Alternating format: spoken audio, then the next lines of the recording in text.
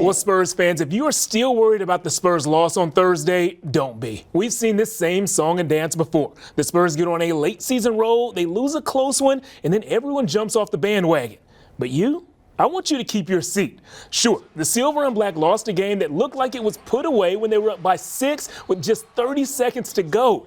And sure, they gave up 57 points to one player, Kyrie Irving, which was actually the most points ever scored by a visitor to the AT&T Center. But I need you to look at it like this. It took an outrageous 57-point performance to beat these guys. It took the most talented team in the Eastern Conference to hang with the Silver and Black. And even with all of that, it took until the last seconds of overtime for this game to be decided. Now, if you ask the Spurs, that loss on Thursday night wasn't all bad. They feel like this could be a turning point for the rest of the season. We're taking steps in the right direction. Yeah. So we're going to take it with a positive. We're going to learn from it. It's still, I wouldn't say it's still early, but we're still in the season, the regular season.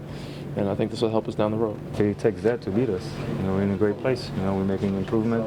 We up 6, with 20 seconds, something like that. And he needs 2 threes, crazy threes to get back in the game. So, like I said, we had it, but, we're in the NBA, and he had a great performance.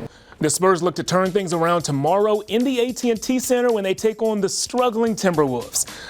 Did I say struggling? Because I meant bad. The Timberwolves are 14-50 on the season and have lost 6 of their last 7 games. Now, all logic would point to the Spurs increasing that mark to 7 of their last 8 games.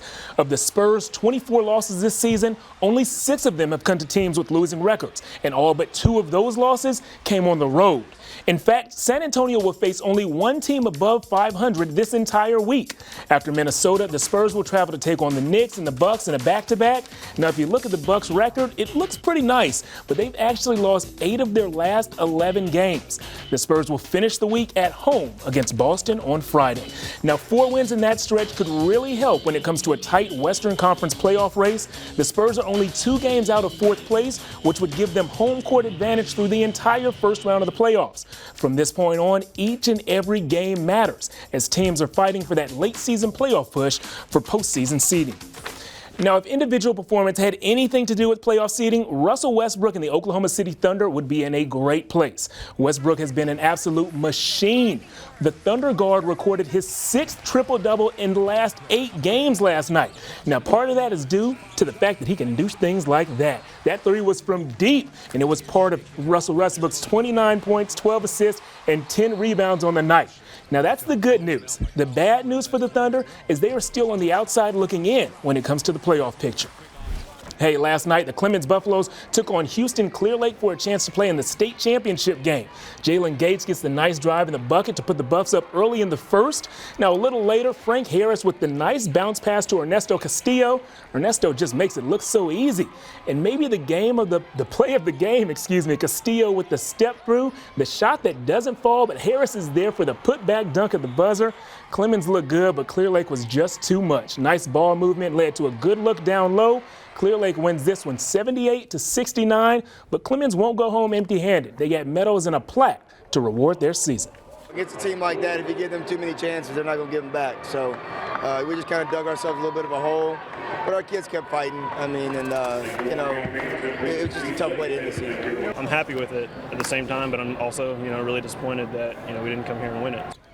Congrats to the Buffs on a great season. This is their 2nd straight year to make it to the state tournament.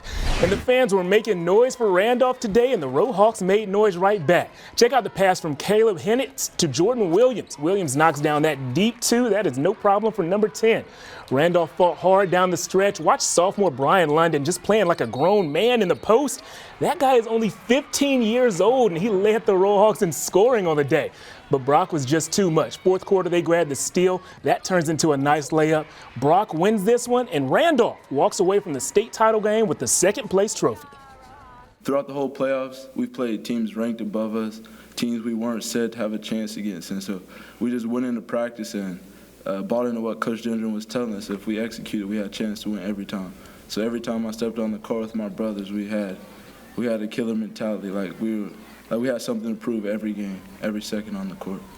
I'll say it again. That young man is only 15 years old. What an impressive guy, and what an impressive group out there at Randolph High School. Now, if you're looking for a team that has gotten off to a hot start, look no further than the guys playing baseball down in College Station. The Aggies are off to a perfect 20-0 start after beating Auburn today. And though they had plenty of RBIs and big hits, the play of the game might have been a play that didn't even count. Watch an Aggies pitcher sitting in the bullpen catch this foul ball using only his hat. Nice grab by the man with the mustache. Yeah. You got to love an athletic play like that. The guy was just sitting on the bench, and he was like, you know what? Let me make a play. Yeah. Let me make a play. At least he was paying attention, so getting conked in the head. There we go. You know what, though? I think it was more luck than athletics here. I don't know. I don't know. That's pure luck. You know what they say? It's always better to be lucky than good. Yeah. And on that note, we'll be right back.